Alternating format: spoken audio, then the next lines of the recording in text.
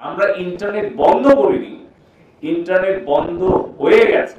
ক্ষমতাচ্যুত আওয়ামী লীগ সরকারের সাবেক প্রতিমন্ত্রী জুনায়েদ আহমেদ পলক ঠিক এমন মিথ্যাচার করেই বন্ধ করেন ইন্টারনেট। এর মাধ্যমে কয়েক দফায় সারা বিশ্বের নেট জগৎ থেকে আলাদা হয়ে পড়ে বাংলাদেশ। প্রায় ১৩ দিন সামাজিক যোগাযোগ মাধ্যমগুলো বন্ধ করে ছাত্র জনতার উপর চালানো হয় নির্বিচারে গুলি। হত্যা করা হয় হাজারেরও বেশি মানুষ।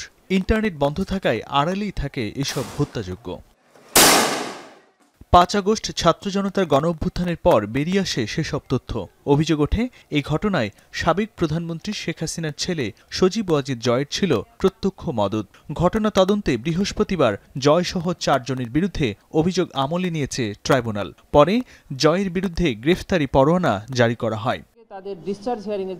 প্রসিকিউশন বলছে, বিশ্বের কাছে গণহত্যার তথ্য আড়াল করার জন্য ইন্টারনেট বন্ধ করা হয়। সজীব ওয়াজিদ জয়ের পরামর্শে তৎকালীন প্রতিমন্ত্রী জুনায়েদ আহমেদ পলক ইন্টারনেট সেবা বন্ধ করেন।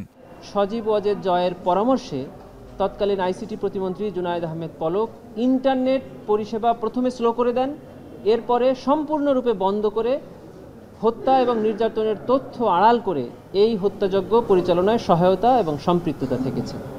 শেখ হাসিনা ছাড়াও আন্দোলন দমনে নেতৃত্ব দেন সালমান এফ রহমান ও আনিসুল হক। কারফিউ জারি করে আন্দোলনকারীদের হত্যার পরামর্শদাতা হিসেবে তাদের অভিযুক্ত করা হয়েছে।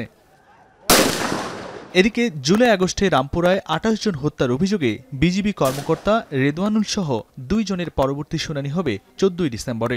এদিন কড়া নিরাপত্তায় ২ সেনা কর্মকর্তাকে আন্তর্জাতিক অপরাধ ট্রাইব্যুনালে হাজির করা হয়। ইমদাদুল আজাদ, এখন, ঢাকা।